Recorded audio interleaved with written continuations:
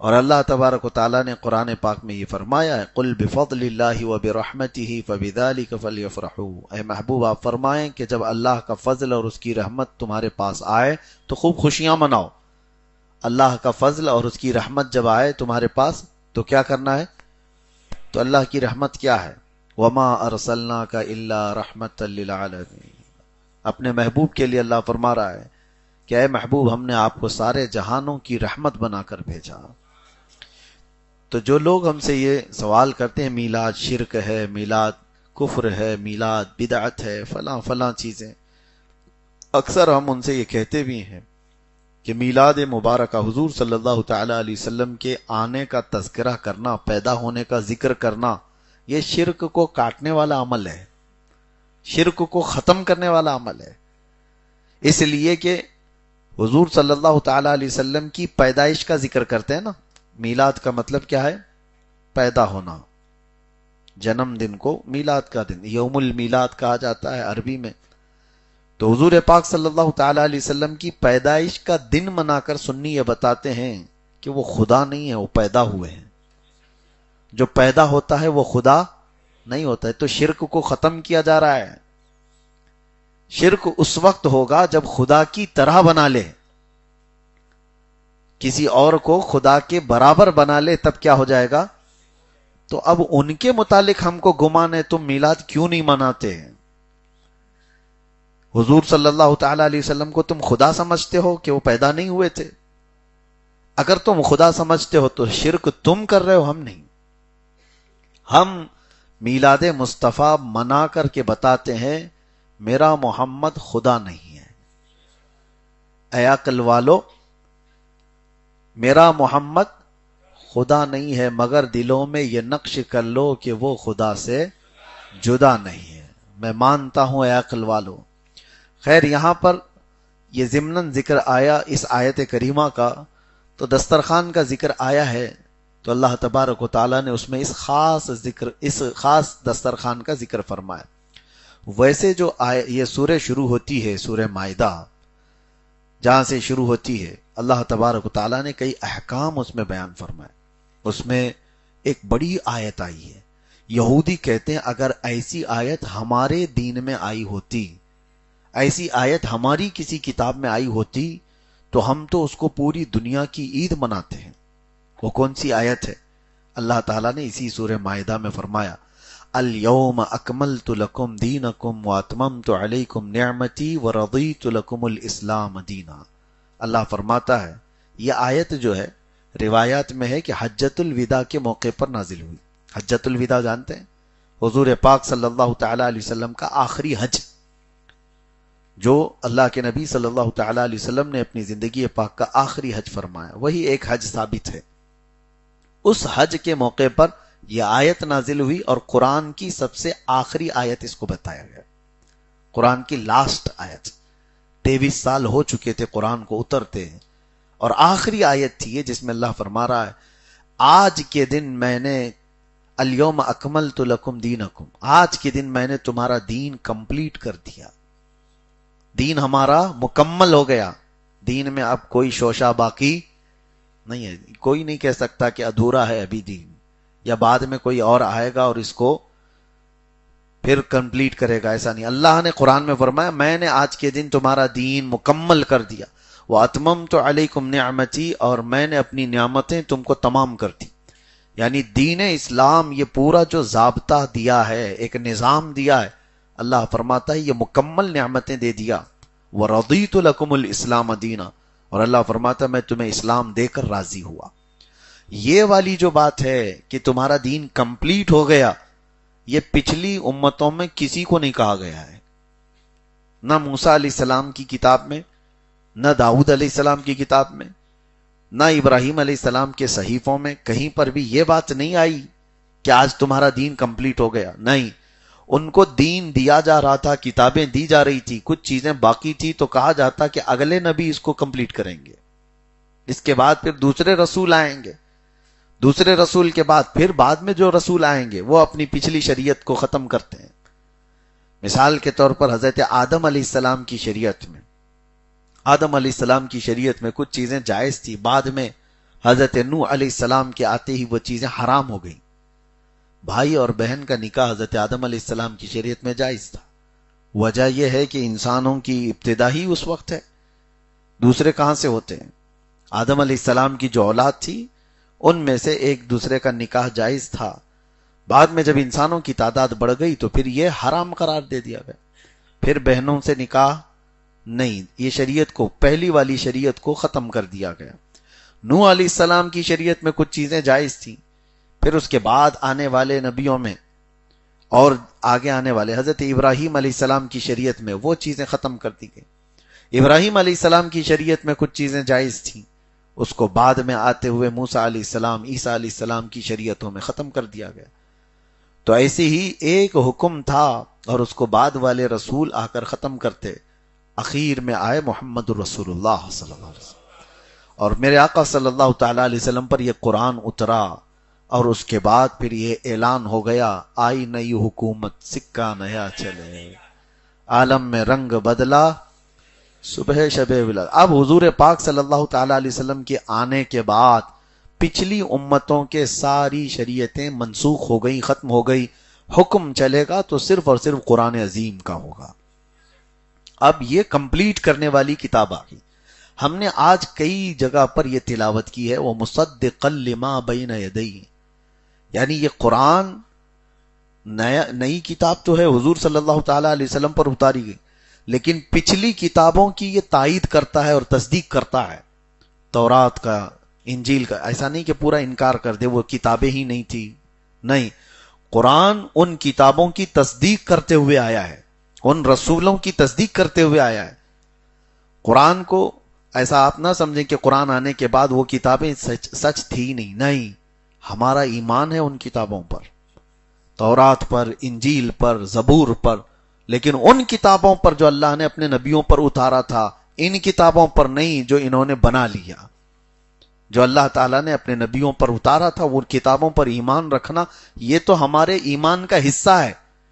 اگر آپ نے ان کتابوں کا انکار کیا تو آپ مومن ہی نہیں. تو اب قرآن عظیم کے آنے کے بعد ساری شریعتیں منسوخ ہو گئی. اب سنیے ایک روایت میں بتاتا ہوں. بعض لوگ اس چیز کو سوال بھی کر رہے تھے، اس لیے حضرت سیدنا عمر ابن خطاب رضی اللہ تعالیٰ، حضور صلی اللہ تعالیٰ علیہ وسلم بیٹھے ہیں، حضرت ابو بکر صدیق رضی اللہ تعالیٰ عنہ بھی بیٹھے ہیں. حضرت عمر کے پاس تورات تھی. تورات جانتے ہیں؟ یہ موسیٰ علیہ السلام پر اتاری ہوئی کتاب ہے. پچھلی امتیں اس کو پڑھتی رہیں، یہودیوں کیا اس کی تلاوت ہوتی رہی، اس کے احکام چلتے رہے. تو حضرت عمر ابن خطاب رضی اللہ تعالیٰ عنہ کے ہاتھ میں تورات تھی، آپ وہ پڑھ رہے تھے. دیکھیں اللہ کی کتاب ہے، ہمارا ایمان ہے اس پر. حضور پاک صلی اللہ تعالیٰ علیہ وسلم کا چہرہ سرخ ہوتا رہا اور حضرت عمر پھر پڑھتے رہے. سیدنا ابو بکر صدیق رضی اللہ تعالیٰ عنہ نے جلال میں ان سے کہا، اے عمر دیکھتے نہیں اللہ کے رسول صلی اللہ تعالیٰ علیہ وسلم اس سے غضبناک ہے، ناراض ہے، تم پڑھے جا رہے ہو. حضرت عمر نے کہا، میں کوئی غلط کتاب نہیں، اللہ کی کتاب پڑھ رہا ہوں جو اللہ تعالیٰ نے اپنے پچھلے نبیوں پر اتارا ہے. حضور پاک صلی اللہ تعالیٰ علیہ وسلم نے ارشاد فرمایا، اے عمر. اب دیکھیں یہ بڑا پاورفل جملہ ہے.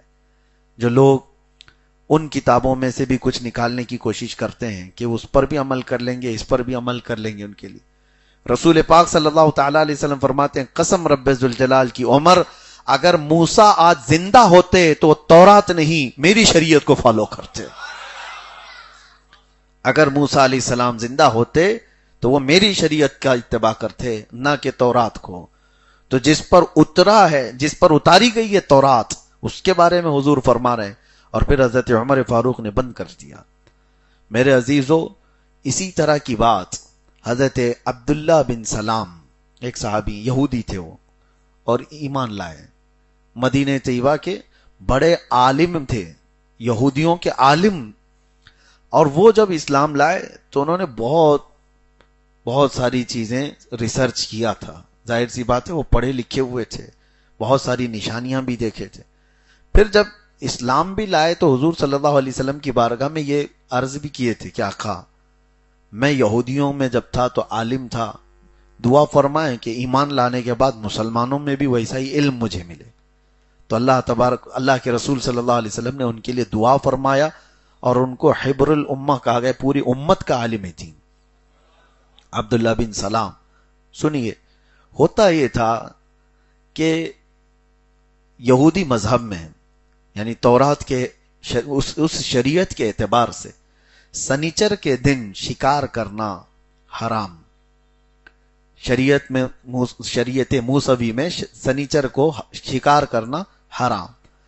دوسری چیز، اونٹ کا گوشت کھانا بھی ان کے ہاں حرام۔ یہ شریعت موسیٰ میں دونوں چیزیں حرام تھی، اور امت محمدیہ صلی اللہ تعالی علیہ وسلم کے لیے دونوں چیزیں کیا ہیں؟ حلال ہیں۔ سنیچر کے دن بھی آپ گوشت کھا سکتے ہیں، شکار کر سکتے ہیں، کوئی ممنوع چیز نہیں ہے، لیکن واجب بھی تو نہیں۔ سنیچر کے دن گوشت کھانا واجب ہے نہیں، اجازت ہے، کوئی دن ہمارے لیے پابندی نہیں ہے۔ اور رہی بات اونٹ کے گوشت کی، اونٹ حلال جانور ہے، امت محمدیہ کے لیے حلال قرار دیا گیا، اب اس کو کھا سکتے ہیں آپ، جائز ہے۔ لیکن ساتھ میں پھر آپ سے پوچھتا ہوں، کھا سکتے ہیں، کھانا واجب ہے؟ کھا سکتے ہیں، واجب نہیں۔ اب سنیے، اس کے بیچ میں حضرت عبداللہ بن سلام چلنے کی کوشش کر رہے تھے کہ اگر میں بچ جاتا ہوں، اونٹ کا گوشت نہیں کھاتا، تو شریعت موسوی پہ بھی عمل ہو جائے گا، شریعت مصطفیٰ پہ بھی عمل ہو جائے گا، کیونکہ شریعت مصطفیٰ میں کھانا واجب نہیں ہے، کھانے کا ضروری نہیں ہے۔ نہیں کھاؤں گا تو حضور پاک صلی اللہ علیہ وسلم کی شریعت پر تو عمل ہو ہی جائے گا، لیکن موسیٰ علیہ السلام کی شریعت پر بھی عمل ہو جائے گا۔ سنیچر کے دن شکار کرنا ضروری تو ہے نہیں اسلام میں، بچ جاؤں گا تو دونوں شریعتوں پر عمل ہو جائے گا۔ ایک صحابی رسول تھے، جلیل القدر صحابی ہیں، وہ جب اس طرح کا راستہ اختیار کرنا چاہ رہے تھے تو رب تبارک و تعالیٰ نے آیت نازل فرمائی، یا ایھا الذین آمنوا ادخلوا فی السلم کافہ، اے ایمان والو اسلام میں پورے کے پورے داخل ہو جاؤ۔ ہاں، تم آج کے زمانے میں سوچو، وہ صحابی رسول کو اللہ تعالیٰ نے یہ حکم دیا، صحابی رسول کو، حالانکہ وہ احترام مذاہب کے اعتبار سے کرنے کی کوشش کر رہے تھے، پھر منع کر دیا گیا۔ آج کچھ لوگ اس طرح کی باتیں کرتے ہیں کہ تھوڑا ادھر بھی عمل کر لیں گے، ادھر بھی عمل کر لیں گے، دونوں میں ہو جائے گا۔ ہم نان ویج نہیں کھائیں گے تو اسلام میں واجب تو ہے نہیں، لیکن کچھ لوگوں کا دل بھی رہ جائے گا، نہیں کھائیں گے تو وہ بھی راضی ہو جائیں گے، اور ادھر بھی کوئی نقصان نہیں ہوگا۔ تو یہ جو آدھا تیتر آدھا بٹیر بننے کی جو کوشش کی جاتی ہے، ان لوگوں کے متعلق قرآن نے کہا پورے کے پورے اسلام میں داخل ہو جاؤ۔ ہاں، اگر اس نیت سے تم اس طرح سے چلتے ہو کہ یہ بھی راضی وہ بھی راضی، تو یاد رکھ لینا پوری زندگی گزر جائے گی، کوئی تم سے راضی نہیں ہوگا، کوئی راضی نہیں ہوگا۔ قرآن میں اللہ نے فرمایا وَلَن تَرْضَىٰ عَنْكَ الْيَهُودُ وَلَا النَّصَارَىٰ حَتَّىٰ تَتَّبِعَ مِلَّتَهُمْ، تم سے یہودی اور عیسائی ہرگز راضی نہیں ہوں گے جب تک کہ تم ان کے دین میں داخل نہ ہو جاؤ۔ یہ قرآن کی آیت میں پڑھ رہا ہوں۔ تو راضی کرنے کے لیے جو چکر چلائے جاتے ہیں، اس میں کبھی بھی تم راضی نہیں کر سکتے۔ ہم نے دیکھا ہے آج بھی حالات کو، بیچارے برسوں ان کی خدمت کرنے والے لوگ بھی ایک دن اگر ان سے کوئی ایسی چیز سرزد ہو گئی تو پرانی خدمات سب بھلا دی جاتی ہیں اور مسلمان نام سے ان کو مار دیا جاتا ہے۔ تو یا تو پھر تمہیں سب چھوڑ کر کے اگر وہی چیز پسند ہے تو پھر چلے جاؤ، لیکن اسلام میں رہنا ہے تو اللہ تبارک و تعالیٰ کی رضا کو سب سے بڑی پرائیورٹی، پہلی ترجیح کہ اللہ تبارک و تعالیٰ کی رضا اور اس کے رسول کی رضا، یہ سب سے پہلی چیز ہے ہمارے لیے۔ دنیا روٹتی ہے تو روٹے، وہ سب کبھی راضی ہو نہیں سکتے۔ یہ آیتیں میں نے آپ کے سامنے تلاوت کی، اور اسلام کے بارے میں اللہ کیا فرماتا ہے، وَرَضِيتُ لَكُمُ الْإِسْلَامَ دِينًا، میں تمہیں اسلام دے کر راضی ہوا۔ یہ اللہ کا پسندیدہ دین ہے۔ کبھی آپ اندازہ کرتے ہو چلتے پھرتے آپ مسلمان ہوئے، تمہارے گھروں میں اسلام ہے، یہ بائی برتھ آپ کو مل گیا ہے، بغیر محنت کے ملا ہے، اسی لیے مسلمانوں کو اس کی قدر نہیں ہے۔ یہ اتنی بڑی نعمت ہے کہ اس دین کی خواہش پچھلے نبی کیا کرتے تھے، بنی اسرائیل کے انبیاء کرام خواہش کرتے تھے کہ اللہ آخری نبی کی امت میں ہمیں پیدا کرنا ہے۔ مجھے بتاؤ ہم میں سے کون دعا کر کے اس امت میں پیدا ہوا ہے؟ ہم کو اللہ تبارک و تعالیٰ نے یوں ہی عطا کیا ہے، اور اتنی بڑی نعمت کہ یہ دینے کے بعد رب تعالیٰ پھر فرماتا ہے میں تم کو یہ دین دے کر راضی ہوا۔ پچھلی امتوں پر بھی اللہ تعالیٰ نے دین اتارے ہیں، موسیٰ علیہ السلام ہو، عیسیٰ علیہ السلام ہو، ابراہیم علیہ السلام ہو، ان کی سب امتوں کو جو جو شریعت دی گئی، کہیں پر بھی اللہ تعالیٰ نے یہ نہیں فرمایا کہ میں تمہیں دین دے کر راضی ہوا۔ اسلام کے متعلق اللہ تعالیٰ فرماتا ہے میں نے کمپلیٹ کر دیا، دین جو ہے اب یہ قیامت تک یہی چلے گا اور تم کو دے کر راضی ہوا۔ انکمپلیٹ کچھ بھی نہیں ہے اس کے اندر۔ اور ایک چیلنج ہے ہمارا، ہے پوری دنیا بھر کے جتنے بھی مذاہب کو فالو کرنے والے لوگ ہیں، وہ انسانی زندگی کے ہر شعبے کا حل اپنے مذہب سے لا کر کے دکھائیں، نہیں ہوگا۔ بہت ساری جگہوں پر کچھ تو ایسے ہیں ہوا میں اڑتے ہوئے مذہب ہیں، ان کی نہ کتاب ہے نہ کوئی چیز ہے، وہ چلتے پھرتے دین ہیں، ان کا کچھ ہے ہی نہیں۔ لیکن کتاب لا پوری فالو کرنے والے جو مذاہب ہیں ان کی بات میں کر رہا ہوں۔ باقی یوں ہی جو آستھا پاستہ کرتے ہوئے جو لوگ دین اختیار کر گئے، ان کی تو نہ کتابوں کا حال ہے، نہ ہی ان کی عبادات کے متعلق ان کے پاس کچھ قانون بنے ہوئے ہیں، نہ شادی کے کچھ نہیں۔ بڑوں نے اس طرح سے کہا کہ پرمپرا ہے، پرمپرا ہے، وہی چیز چلتی چلی گئی۔ اسلام میں ایک ایک چیز کو باندھ کر کے رکھا گیا ہے، ایک ایک مسئلے کو بتا کر رکھا گیا ہے۔ آپ کسی بھی اینگل سے جا کر کے آپ معلوم کر لیں، تمہاری شادی کا بھی مسئلہ آ جائے، کیا چیز حلال ہے کیا چیز حرام ہے، یہ قرآن تمہیں بتا دے گا۔ شریعت مصطفیٰ صلی اللہ تعالی علیہ وسلم میں حتیٰ کہ تمہیں چلنے کے آداب، تمہارے بیٹھنے کے آداب، تمہارے سونے کے آداب، تمہارے کھانے کے آداب، تمہارے پینے کے طریقے، یہ تو چلے اتنے ہی ہوئے، استنجا جانے کے طریقے، تمہیں وہاں پر طہارت لینے کے طریقے۔ ارے تمہارے کپڑے پر تھوڑی نجاست لگ جائے، اس نجاست کو پاک کرنے کے لیے جو مسئلے لکھے گئے، کتابیں بھر گئی ہیں، کتابیں بھری ہوئی ہیں کہ نجاست کی بھی قسمیں کر دی فقہائے کرام نے۔ نجاست یعنی اڑتے ہوئے پرندے اگر وہ بیٹ کر دیے، وہ پکانا کر دیے، ان میں بھی دو قسم کے پرندے ہیں، حلال پرندے الگ ہیں، حرام پرندے الگ ہیں۔ کس کی بیٹ گری ہے تمہارے کپڑے پر؟ جانوروں میں بھی کچھ وہ جانور ہیں جن کا کھانا حلال ہے، جن کا، اور کچھ وہ جانور ہیں جن کا کھانا حرام ہے۔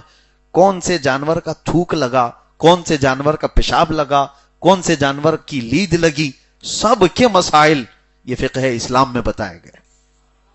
پھر کپڑے کے متعلق بھی اتنا ہی نہیں ہے، خالی میں صرف طہارت کی بات کر رہا ہوں۔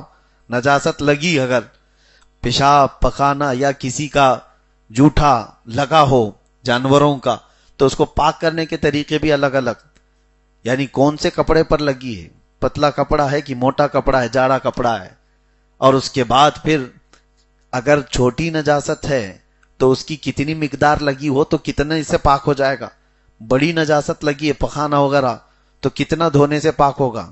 یہ سب میں چیلنج کے ساتھ کہتا ہوں، کوئی دنیا کے دوسرے مذہب کے لا لا کر کے دکھا دو تمہارے ایک کپڑے کو پاک کرنے کے لیے۔ حد ہو گئی میرے عزیزوں۔ اگر آپ فقہ میں اس سمندر میں غوطے کھاتے چلے جائیں، یہ کبھی ختم ہی نہیں ہوتا۔ گھر کے اندر شیشی رکھی ہے گھی کی، اس کے اندر اگر نجاست گر گئی تو اس کے پاک کرنے کے طریقوں پر پوری کتاب لکھی ہوئی ہے۔ ہاں، تیل میں اگر کوئی چیز گر گئی، گھی میں کوئی چیز گر گئی، نجاست، یہ ساری چیزیں، دودھ میں اگر کوئی چیز گر گئی تو کیسے پاک کریں؟ نہانے کے برتن، نہانے کی بالٹی میں کوئی چیز گر گئی، تمہارا ہاتھ لگا ہے یا کوئی چیز اس کے اندر پانی میں آ کر مل گئی ہے تو اس کی بھی قسمیں ہیں، صابن گرا ہے کہ پھول پتی گری ہے یا پھر کوئی نجاست گری ہے، ہر چیز میں اس پانی کو پاک کرنے کا طریقہ بتایا گیا کہ اس پانی میں اتنا پانی اور ملا دو کہ وہ پانی کم ہو جائے۔ یہ مائع مستعمل، یعنی اگر ہاتھ وقت لگ گیا مستعمل ہوا ہے تو اس کو پاک کرنے کا طریقہ ہے۔ یہ ہو گئی۔ کنواں ہے، کنویں کے اندر اگر چوہا گر گیا، بلی گر گئی، بکری گر گئی، شیر گر گیا، سب کی مقدار ہے۔ چوہا گر گیا تو اتنے ڈول پانی نکال دو، بلی گر گئی تو اتنے ڈول پانی نکال دو۔ کون ہے جو اس دین کو اتنے اینگل سے بنایا ہوا ہے؟ وہ صرف رحمان ہے، رب العالمین ہے۔ طہارت کے مسائل پر ہی اگر میں آپ سے بات کروں تو رات پوری ہو جائے۔ میرے عزیزو، اتنا ہی نہیں ہے، ہمارے کپڑوں کی پاکی صفائی، ہمارے کھانوں کے پاکی صفائی، اور گھر کے اندر کے موجود پانی کی صفائی، اتنی ہی نہیں بلکہ بستروں پر اگر کوئی چیز لگ جائے، مسئلے اگر آپ اٹھا کر کے پڑھیں گے تو شیشے پر بھی اگر کوئی نجاست لگ گئی تو اس کو پاک کرنے کا طریقہ، زمین پر اگر نجاست گر گئی ہو تو اس کو پاک کرنے کا طریقہ، ایک ہے اندر کی زمین، ایک ہے باہر کے میدان کی زمین، دونوں کو پاک کرنے کا طریقہ الگ ہے۔ بڑا میدان ہے تو کیا اس کو بھی کپڑوں کی طرح پاک کیا جائے گا؟ کپڑے پر نجاست لگے تو 3 بار دھو اور 3 بار نچوڑ دو اور سکھا دو، پاک ہو گیا۔ میدان پر نجاست لگی ہے تو کیا کریں؟ اس کے لیے بھی حکم بتایا گیا کہ تیز پانی سے اس کو بہا دیا جائے اور سورج کی تیز گرمی اس پر پڑے تو وہ زمین پاک ہو گئی۔ زمینوں کے پاک کرنے کے طریقے میرے عزیزو یہ صرف اور صرف طہارت کے مسائل ہیں۔ اس کے بعد زندگی کے اور دیگر مسائل کی طرف آپ جائیں، اتنے لاک کہیں نہیں ملیں گے آپ کو جو اسلام کمپلیٹ بتا رہا ہے۔ قرآن کہہ رہا ہے الیوم اکملت لکم دینکم، اللہ فرما رہا ہے آج میں نے تمہارا دین مکمل کیا ہے۔ مجھ جیسا ایک چھوٹا طالب علم یہ بیٹھ کر کے چیلنج کر سکتا ہے کہ زندگی کے کسی بھی اینگل سے کوئی مسئلہ تمہیں لگتا ہو، آؤ ہم قرآن اور حدیث سے اس کا حل بتا دیں گے۔ یہ تو اللہ تبارک و تعالیٰ کا وہ دین ہے جس نے کوئی چیز خالی نہیں چھوڑی، کوئی چیز نہیں۔ تمہارے چلنے کے طریقے، تمہارے بیٹھنے کے طریقے، تم پر ایک عبادت فرض کر دی گئی، نماز فرض کر دی گئی، اب اس میں بڑے مسئلے آتے ہیں۔ انسان ایک طبیعت کے نہیں ہیں، سب کی طبیعتیں الگ ہیں، کوئی بوڑھا ہے، کوئی جوان ہے، کوئی بچہ ہے، سب کی کیٹیگری الگ الگ ہیں، کوئی گونگا ہے، کوئی بہرا ہے، سب کے لیے مسائل نماز کے بتائے گئے۔ اگر کوئی لنگڑا ہے تو وہ کیسے نماز پڑھے؟ کوئی لولا ہے تو ہاتھ اٹھا سکتا ہی نہیں ہے، اور کوئی گونگا ہے پڑھ سکتا نہیں، اس کے لیے کیا مسائل ہیں؟ سارے ایکسیپشنز کے ساتھ یہ مسائل شرعیہ بتائے گئے ہیں، ایک بھی چیز چھوڑی نہیں گئی۔ آپ کے ذہن میں کوئی چیز گزر رہی ہو تو بتاؤ، اسلام اس کا بھی جواب دیا ہوا ہے۔ صرف تنہا امام اعظم ابو حنیفہ رضی اللہ تعالیٰ عنہ نے 80 لاکھ مسئلوں کا حل بتایا ہے۔ باقی اماموں کی بات تو چھوڑے، ان کے مسائل سے جو اخذ کیا گیا ہے تو فقہ حنفی، آج دنیا کے 1-2 نہیں تقریباً ممالک، کئی کنٹری ایسی ہیں اسلامک کنٹریز جہاں کے لا جو چلتے ہیں وہ امام اعظم ابو حنیفہ کی فقہ پر چلتے ہیں، ان کی فقہ پر چلتے ہیں۔ خرید و فروخت کی بات آئے، اللہ اکبر، ہم نے تو پوری اتنی بڑی بڑی مجلد کتابیں دیکھی، پوری پڑھ بھی نہیں پاتے تھے 6 مہینے، صرف خرید و فروخت کے معاملات پر۔ اور اس میں آپ کو ایسا لگتا ہوگا خرید و فروخت میں کیا مسئلہ ہوگا، گیا یوں لیا اور آ گیا۔ شریعت اسلامیہ نے ہر اینگل سے بتایا ہے، تم گھوڑا خرید رہے ہو کہ کپڑا خرید رہے ہو کہ غلام خرید رہے ہو کہ سامان خرید رہے ہو، اور ہر چیز کی الگ الگ ویلیو بتائی گئی ہے، اور تمہیں کتنے دن کا اختیار ہے خریدنے والے کو اور بیچنے والے کو، خیار عیب ہے، خیار شرط ہے۔ یہ مسائل میں اس لیے آپ کو بتا رہا ہوں، اسلام اتنا کمپلیٹ ہے کہ ایک سوراخ بھی اس میں باقی نہیں ہے، ایک سوراخ بھی باقی نہیں ہے۔ بازار میں جاؤ اور تمہارے لیے سارے مسائل شریعت طاہرہ نے لکھ کر رکھے، حتیٰ کہ آج کرپٹو کرنسی آئی ہے، آج کے زمانے میں ڈیجیٹل کرنسی کا دور ہے، آج شیئر مارکیٹ کے مسائل ہیں، لیکن کوئی یہ کہہ سکتا تھا کہ 1400 سال پرانا دین شیئر مارکیٹ کو کیا بتائے گا، کرپٹو کرنسی کو کیا بتائے گا؟ بلکہ 1400 سال پہلے ہی میرے آقا صلی اللہ تعالی علیہ وسلم کے صحابہ میں جو لین دین ہوا اسی کو اخذ کر کے آج کے فقہائے کرام نے اس کرپٹو کرنسی کے بھی مسائل کو حل بتایا ہے، آج کے شیئر مارکیٹ کے مسائل کا بھی حل بتایا۔ اسلام پورا ایسا نہیں ہے کہ کچھ لوگ یہ اعتراض کریں کہ کہاں لکھا ہے۔ اسلام جو ہے وہ تھیوری بتاتا ہے، تھیوری ہے، بہت ساری چیزیں، فارمولے ہیں، کچھ ایسے فارمولے ہیں اس پر تم قیامت تک دیکھتے جاؤ۔ ایک ہی میرے آقا صلی اللہ علیہ وسلم کا جملہ ہے، کل مسکر حرام، ہر نشہ لانے والی چیز حرام ہے۔ اب تم اس کا نام وسکی رکھو، ووڈکا رکھو، کریزی واٹر رکھو، کچھ بھی رکھو، لیکن اگر وہ چیز اس کے اندر آ گئی، حضور نے کیا فرمایا، کل مسکر حرام، ہر نشہ لانے والی چیز حرام۔ یہ ہے فارمولا، نام نہیں دیے گئے ہیں کہ یہ والی شراب حرام ہے ہاں دیسی شراب نہیں حرام ہے، فلاں کی شراب حرام ہے، ناموں کا کیا ہے؟ حضور نے کوالٹی بتائی، جس چیز کے اندر ابھی نشہ آتا ہو وہ چیز حرام ہے۔ اب اس میں نئے نئے نشے جتنے بھی آئے، بچوں نے بہت کچھ ایجاد کر لیے ہیں، بہت کچھ، یہ تو کھانے پینے کی چیزیں، اور گاڑیوں کے پیٹرول بھی نہیں چھوڑتے، نشہ کرنے کے لیے وہ بھی چیزیں آج استعمال ہو رہی، وائٹنر ہوئے، پتہ نہیں کون سا بٹن ہے، کون سی چیز بچ گئی بیچارے یہ نشیڑیوں سے، یہ سب کھا جاتے ہیں۔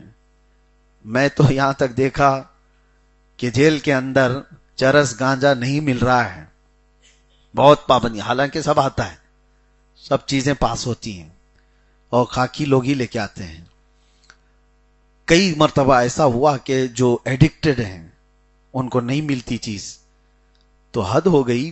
مجھے آج یاد آ رہی، رمضان کے موقع پر ہی ایک اور طریقہ تھا، چھپکلی کو مارتے تھے، اور چھپکلی کو مار کے اس کی دم کو، ویسی گر جاتی ہے، اس کی دم کو جلاتے ہیں، جلا کر کے پھر پتوں میں اس کو پیس کر کے اور اس کے ساتھ اس کی بیڑی پیتے ہیں۔ کہتے ہیں بہت زبردست نشہ ہوتا ہے، معاذ اللہ رب العالمین۔ کہیں آپ کو ایسا نہ لگے میں نے کوئی فارمولا آپ کے سامنے چھوڑا ہے، کوئی بھی اس طرح کی عادت والا ہے تو توبہ کرے۔ ہاں یہ کوئی لطیفہ نہیں ہے، مذاق مستی نہیں ہے، میں نے جو زندگی میں وہاں ان کے طور طریقے دیکھے، ہر راستے کو اختیار کیا، لیکن کوئی یہ نہیں کہہ سکتا کہ یہ تو نئی چیز ہے، اس کا اسلام میں کہیں ذکر نہیں۔ اللہ کے نبی نے کیا فرمایا؟ ہر نشہ لانے والی چیز حرام، وہ چاہے کسی بھی ذریعے سے ہو۔ کچھ اگر کیمیکل سونگھنے سے کسی کو نشہ آتا ہے تو وہ بھی حرام کی مقدار ہے، کوئی چیز سونگھنے سے ہی آتا ہے۔ حتیٰ کہ فقہ میں یہ بھی بتایا گیا ہے کہ بھوکے تھے آپ بہت دیر تک بھوکے تھے، دن بھر، اور رات کو خوب پیٹ بھر کر چاول کھا لیا، اور چاول سے نشہ آتا ہے، پکے ہوئے چاول سے اگر پیٹ بھر کر کے کھا لیا اور غنودگی آ رہی ہے آپ کو، دماغ پر چڑھا ہوا ہے، تو وہ کھانا آپ کا حرام ہو گیا، کیونکہ وہ نشہ لایا ہے۔ حالانکہ حلال چیز کھائی ہے آپ نے، لیکن اتنی مقدار میں کھایا اس حلال کو کہ وہ نشہ ہو گیا۔ بات یہ کر رہا تھا کہ اسلام نے کسی شوشے میں چھوڑا نہیں، کسی شوشے میں نہیں، وہ کس حد تک آپ سوچ سکتے ہو وہاں اسلام نے اپنے دروازے بند کر کے دکھا دیے ہیں، کسی بھی راستے سے، یہ چاہے برائیوں کے راستے ہوں۔ لوگ آج سوچتے ہیں کہ جتنے قانون بنے، ہر سال پارلیمنٹ میں بیٹھ کر امینڈمنٹ کرنا پڑتا ہے، پچھلا والا قانون اب ناکافی ہو گیا ہے، تھوڑا سا اس میں امینڈمنٹ لایا جائے، سزا بڑھا دی جائے۔ اسلام میں امینڈمنٹ کرنے کا اب کوئی چانس نہیں، کوئی دوسرا نبی آنے والا نہیں۔ جو رسول پاک صلی اللہ تعالی علیہ وسلم نے فرمایا زنا کی جو سزا مقرر کر دی گئی وہ قیامت تک کی ہوگی، اس میں امینڈمنٹ نہیں ہے چوری کے لیے۔ لیکن یہ اتنا آسان نہیں ہے، اس کے قانون اتنے بنائے گئے، زنا پر سزا دینے کے لیے، چوری پر ہاتھ کاٹنے کے لیے لوگ واویلا مچاتے ہیں۔ اسلام میں یہ سختیاں ہیں، اسلام نے سب سے بہترین اس پوری کائنات میں برائیوں سے روکنے کا حل پیش کیا ہے۔ اور آپ کو میں بتاؤں، یہ جو میں باتیں بتا رہا ہوں، پوری دنیا اسی کی دشمن ہے۔ اگر آپ نماز، روزہ، حج، زکوٰۃ کی تبلیغ کرتے رہو، کبھی آپ کو نہیں کہا جائے گا، ایک بار بھی کسی خطیب نے یا کسی مفکر نے، کسی دانشور اسلامی اعلان کر دیا کہ اے لوگو شریعہ لا کو قائم کرو، نظام مصطفیٰ کو قائم کرو، دیکھنا پورے کے پورے کتوں کی طرح اس کے اوپر حملہ آور ہو جائیں گے۔ نظام مصطفیٰ کی دشمن ہے پوری دنیا، اس لیے کہ ان کو پتا ہے۔ دیکھیں حالانکہ کوئی جرم کی بات نہیں، آپ ڈیموکریسی پیش کرو، لینن کے خیالات ہیں، مارکسزم ہے، سوشلزم ہے، کمیونزم ہے، دنیا کے یہ نظام ہے حکومت چلانے کے لیے۔ اس میں اگر کبھی کسی مسلمان نے کہا دنیا بھر میں حکومت چلانے کے نظام کہیں ڈیموکریسی ہے، کہیں کمیونسٹ ہیں، اسی طرح سے خلافت بھی تو ایک نظام ہے، لیکن اس بات کو کوئی ہضم نہیں کرتا، سختی سے اس کو روکا جاتا ہے۔ اس کی وجہ یہ ہے کہ پوری دنیا اسی نظام اسلام کی دشمن ہے، وہ عبادات کی نہیں، وہ تمہارے عبادات کی نہیں، نظام کی جب بات کی جائے گی تو دشمنی ہوگی۔ دو جملے کبھی تمہاری زبان پر دنیا دیکھنا نہیں چاہتی، ایک خلافت اور ایک جہاد۔ یہ دو لفظ زبان پر لانا نہیں، دنیا اس کی دشمن ہے۔ بہرحال اللہ تبارک و تعالیٰ نے وہ دین ہمیں دیا ہے جس پر جتنا فخر کرو وہ کم ہے، جتنا فخر کرو وہ کم ہے، جس کے پاس ہر چیز کا حل موجود ہو۔ دنیا پیاسی ہے آج اپنے دلوں کا اطمینان دیکھنے کے لیے، اور اللہ تعالیٰ نے تمہیں کھول کر کے بیان کیا ہے تمہارے دل کا قرار کہاں ہے، تمہارے آنکھوں کی حیا کہاں ہے، تمہارے جسموں کا سکون کہاں ہے۔ ہر شے کو اللہ تعالیٰ نے تمہارے اس دین میں بتایا ہے۔ عورتوں کے پاس جانے کے حقوق کس طرح کے ہیں، اولاد کی تربیت کیسی ہے، تمہارے رشتوں میں کیسے محبتیں۔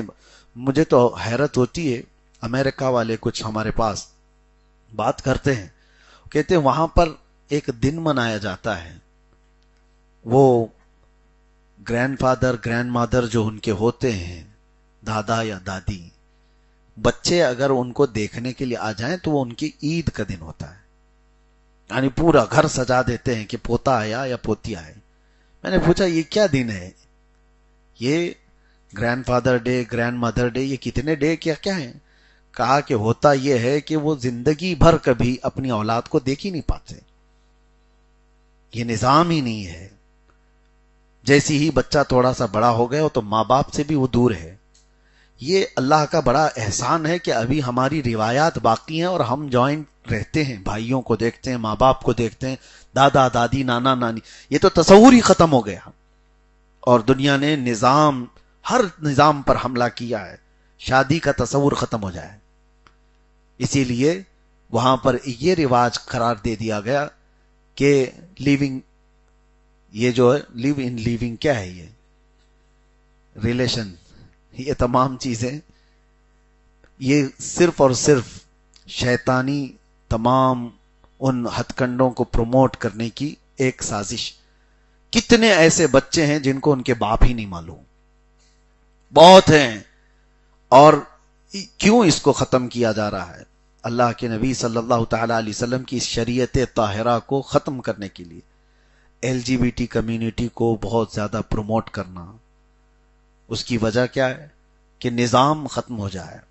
میں نے آج سے تقریباً 8 سال پہلے ہی آپ کے سامنے یہ بات ذکر کیا تھا، دنیا میں اب وہ چیزیں بھی آ گئی کہ لوگوں نے سلیکون کی لڑکیاں بنائی کہ اصل عورت کے ساتھ شادی کرنے کا تصور ہی ختم ہو جائے، اور اگر زنا سے تم ڈرتے ہو تو ایک ڈپلیکیٹ اس طرح کے روبوٹ کے ساتھ یا پھر سلیکون کی گڑیا کے ساتھ تم اپنی زندگی گزار لو، اپنی حیات کو، اپنی لائف کو ختم کر دو۔ پوری دنیا اس پر آج محنت بھی کرتی ہے۔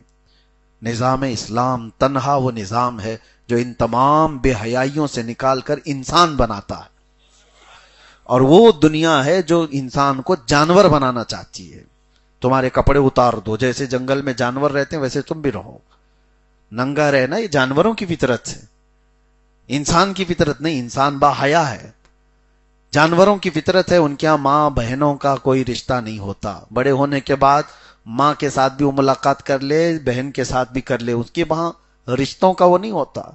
اور دنیا یہ چاہتی ہے کہ ریلیشن سیکس جو ہے اس کو عام کیا جائے، یعنی اب تو دنیا یہ بھی مانگ کر رہی ہے کہ بہنوں سے نکاح کو پرمیشن دے دی جائے، اجازت دے دی جائے، یہ بھائی اور بہن نکاح کر سکیں، باپ اپنی بیٹی سے شادی کر سکے، اس کے بارے میں کورٹ میں جایا جا رہا ہے۔ یہ سب جانوروں کا نظام ہے جو دنیا چاہتی ہے کہ تم جانور بنو۔ اور اسی لیے میرے عزیزو، یہ سب چیزیں کر کے کس کو راضی کرتے ہیں؟ قرآن بار بار کہتا ہے کہ شیطان کو وہ راضی کرنا چاہتے ہیں۔ اور یہ جو ایپسٹین فائل ہے، اس میں بڑے بڑے لوگ جا کر کے کیا کرتے ہیں؟ پخانے کھاتے ہیں۔ اور یہ آج نئی بات نہیں ہمارے لیے، میں بہت پہلے اس چیز کو بیان کر چکا تھا کہ ان کے بڑے بڑے سیلیبریٹی ایک جگہ پر جمع ہوتے ہیں، انسانوں کا گوشت بھی کھا لیتے ہیں، ان کا پیشاب پخانہ بھی کھاتے ہیں، بلی چڑھاتے ہیں، خون بہاتے ہیں، اور ہر طرح کی بے حیائی اور گندگی جتنا ہو سکے وہ سب کرتے ہیں۔ وجہ یہ کہ شیطان وہاں حاضر ہو اور دنیا کی کچھ چیزیں انہیں دے دے۔ اس شیطان کو راضی کرنے کے لیے مذہب کے خلاف جنگ ہوتی ہے ان کی، کوئی بھی مذہب ہو، مذہب کو فالو نہیں کرنا ہے، اور جو اخلاقیات ہے اس کے خلاف کرنا ہے۔ بڑے بڑے لوگ یہ سب چیزیں کر کے پاور حاصل کرنا چاہتے ہیں، یہ جادو کے ذریعے سے، سفلی طریقے بھی جو اپنائے جاتے ہیں وہ یہی ہیں. ان تمام طریقوں کو اس لیے پروموٹ کیا جا رہا ہے کہ اسلامی نظام کو ختم کیا جائے. تقریباً پوری دنیا میں عیسائیت کو، یہودیت کو اور دوسرے مذہبوں کو انہوں نے توڑ دیا. اگر زندگی کی رمق دمک کے ساتھ کوئی دین اس زمین پر باقی ہے تو صرف اسلام باقی ہے. باقی سنڈے ٹو سنڈے باقی ہیں. اسلام ہے جو ہر گھر میں دکھتا ہے، ہر گلی میں نظر آتا ہے، ہر مسجد سے گونجتا ہے. یہ اسلام کی رمق دمک آج تک جو باقی ہے وہ کئی لوگوں کی آنکھوں میں ٹیس پہنچاتی ہے کہ 1400 سال کے بعد بھی اس طرح کی اس کی رونقیں باقی کیسی ہیں. یہودی ہر طرح سے انہیں توڑنے کی کوشش کرتے رہے، لیکن پھر عرفات کے میدان میں جا کر دیکھے تو ہکے بکے رہ جائے. یہ کیا اسلام ہے جو ان کو 2 کپڑوں میں لا کر لبیک پکارنے لگاتا ہے، سارے رنگ و نسل کو مٹا کر کے بادشاہ امیر غریب سب کے فرق کو مٹا کر اللہ کی حضور جھکا دیتا ہے. یہ کہاں سے دین کے اندر یہ تقویت ہے؟ دنیا کے پاس یہ پاور نہیں ہے. وہ پرچار کر کر کر کر کے بھی لوگوں کو نہیں جمع کر سکتے، اور ہم بغیر اعلان کے جمعہ میں مسجدیں بھری نظر آتی. جمعہ کا کبھی اعلان ہوتا ہے کہ جمعہ ہے آ جاؤ، جمعہ ہے آ جاؤ؟ پوسٹر نکلتا ہے جمعہ کا؟ نہیں. لیکن جاؤ جس مسجد میں صفیں آپ کو بھری نظر آئیں گی. یہ اسلام ہے جو آج بھی رمق دمک کے ساتھ باقی ہے. اس روئے زمین پر اتنا ایکٹیو مذہب کوئی نہیں ہے. باقی اوکیشنلی ہیں، جب ضرورت پیش آئے گی تو دین ہے. جب چیزیں ان کو لگے کہ ابھی فالو کرنا چاہیے، چھٹی کے دن ہے چلو مذہب میں آ جاؤ. اسلام میں چھٹی کے دن فالو کرنے کے نہیں ہوتے. یہاں جو مسلمان بچہ پیدا ہوا وہ پیدا ہونے سے لے کر کے قبر میں جانے تک اسلامی طریقے پر ہی چل رہا ہے. ہاں، ہمارے گود میں بچہ آیا ہے تو اذان پڑھ کر کے آتا ہے، اذان سن کر کے آتا ہے، اور قبر میں جاتا ہے تو نماز پڑھ کے جاتا ہے. دین کے اوپر ہی اس کو پورا گزارا جاتا ہے. حتیٰ کہ صرف پیدا ہونے اور مرنے تک ہی نہیں، گھر میں خوشیاں آئیں تو دین کو بھول نہ جاؤ. تمہیں ادھر ادھر گھمایا پھرایا نہیں جاتا. جوڑے کو بھی اگر رکھا جاتا ہے تو اللہ اس کے رسول کے حکم کے مطابق. نکاح کا بھی ہمارا جو مقدس ایک طریقہ ہے وہ دنیا میں نہیں ہے. اسلامی کانسیپٹ سے ہٹا کر کے آپ کو لائف نہیں گزاری جاتی، اور یہی دنیا کو چبھتا ہے کہ یہ کسی بھی جگہ پر یہ چھوڑتا نہیں ہے. اس کے گھر میں کبھی ایسا کچھ ہوں گے جو ریئر ہوں گے، جو منافق وقت ٹائپ کے جو مسلمان نظر آتے ہیں، ان کی بات میں نہیں کرتا. لیکن جو دین کو ویلیوبل سمجھتے ہیں، اپنے دین کو اہمیت دیتے ہیں، ان کا حال یہ ہے کہ وہ ایک لمحے کے لیے بھی دین سے ہٹتے نہیں ہیں. اگرچہ نماز نہیں پڑھ رہے ہیں، اگرچہ زکوٰۃ میں کمزور ہیں، اگرچہ حج میں کمزور ہیں، روزوں میں کمزور ہیں، لیکن دین اسلام ان کے چہروں سے یا ان کے گھروں سے ختم نہیں کیا جا سکتا. ختم نہیں کیا جا سکتا. اسی وجہ سے دیکھیں اب تو یہ بڑھتا ہی جاتا ہے. اب تو یہ کوئی بھی میلاد آ جائے، رمضان آ جائے، گھروں کو دیکھ کر سمجھ میں آتا ہے ہری جھنڈی کہاں دکھ رہی ہے. تو یہ جو پوری دنیا میں رمق دمک کے ساتھ جو دین باقی ہے، یہ دنیا کو تکلیف پہنچاتا ہے. اور میرے رب کا فرمان ہے کہ یہ دین اللہ تعالیٰ کا پسندیدہ دین ہے، اور صبح قیامت تک یہ چمکتا دمکتا ہی رہے گا. رب تبارک و تعالیٰ نے فرمایا، اب یہاں پر میں بات ختم کرتا ہوں، وَمَن يَبْتَغِ غَيْرَ الْإِسْلَامِ دِينًا فَلَن يُقْبَلَ مِنْهُ. اللہ فرماتا ہے دین اسلام چھوڑ کر دوسرا راستہ اختیار کرو گے، قیامت کے دن ہرگز قبول نہیں کیا جائے گا.